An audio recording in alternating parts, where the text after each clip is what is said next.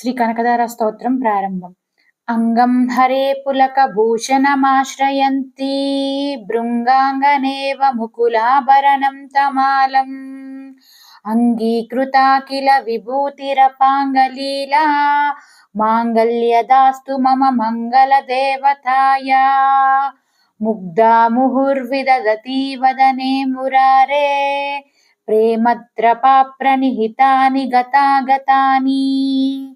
మాలాదృశోర్మధుకరీవ మహోత్పలేయాం सा मे श्रियं दिशतु सागर संभवाया अमीलिताक्षमधिगम्य मुदा मुकुन्दम् आनन्दकन्दमनिमेषमनङ्गतन्त्रम् आकेकरस्थितकनीनिकपद्मपक्षनेत्रम् भूत्यै भवेन्मय भुजङ्गशयाङ्गनाया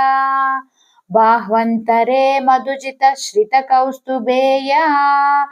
होरावलीव हरिनीलमयी विभूतविभाति कामप्रदा भगवतोऽपि कटाक्षमाला कल्याणमावहतु मे कमलालयाया कलाम्बुदालिललितोरसिकैटभारे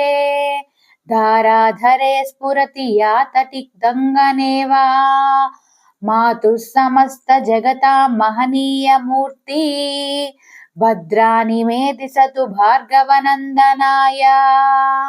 प्राप्तं पदं प्रथमतः खलु यत्प्रभावात् माङ्गल्यभाजि मधुमादिनि मन्मदेन मय्यापतेत्तदिह मन्दरमीक्षणार्धम् मन्दालसं च मकरालय कन्यकाया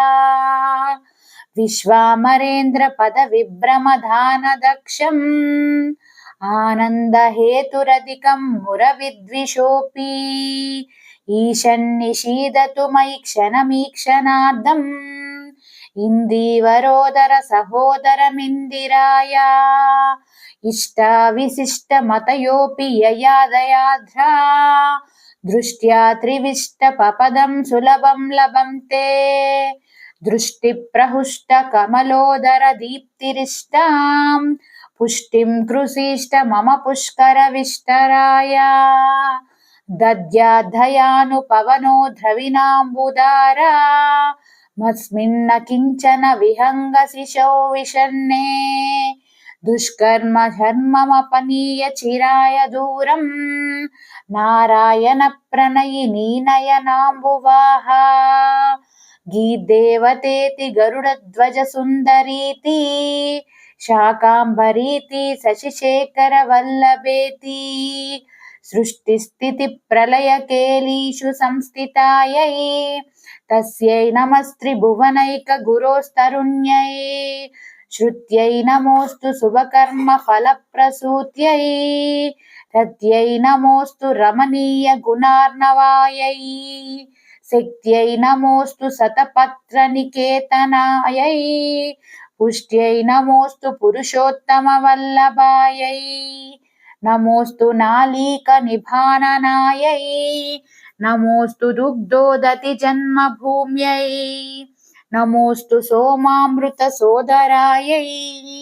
नमोऽस्तु नारायणवल्लभायै नमोऽस्तु हेमाम्बुजपीठिकायै नमोऽस्तु भूमण्डलनायिकायै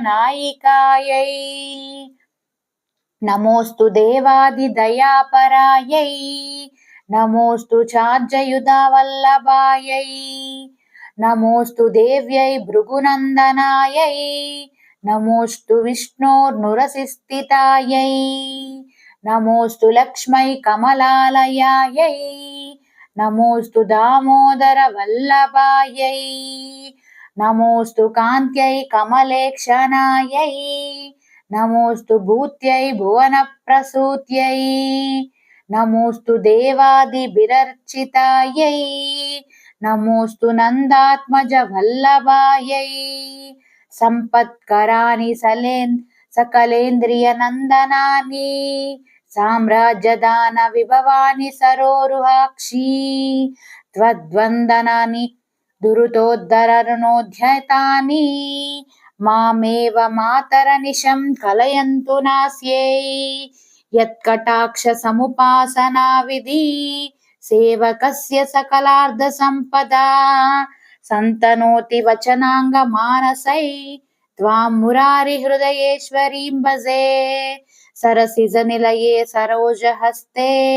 ధవలతమాంశుక గంధమాల్య శోభే భగవతి హరివల్లభే మనోజ్ఞే త్రిభువన భూతికరి ప్రసీద మహ్యం దిగ్హస్తిభి కనక కుంభముఖ వసృష్ట స్వర్వాహినీ విమల చారు జల పుతాంగీం ప్రాతర్నమామి జగతాం జననీమశేష లోకాదినాథ గృహిణీమృతాబ్ధిపుత్రీం కమలే కమలాక్ష వల్లభే త్వాం కరుణాపూరతరంగితైరపాంగై అవలోకయ మామ కించనానాం ప్రథమం పాత్రమ కృత్రిమం దయాయా దేవి ప్రసీద జగదీశ్వరీ లోకమాతా కళ్యాణదాత్రి కమలేక్షణ జీవనాదే దారిద్ర్య భీతి హృదయం శరణాగతం మమాం ఆలోకయ ప్రతిదినం సదయ్యరపాంగై స్తువంతి ఏ స్తుతిభిరమోభిరన్వహం త్రిమయీం త్రిభువన మాతరం భ్రమాం గుణాదికా గురుతర భాగ్యభాగినో భవంతి తే భువి బుధ భావితాశయా.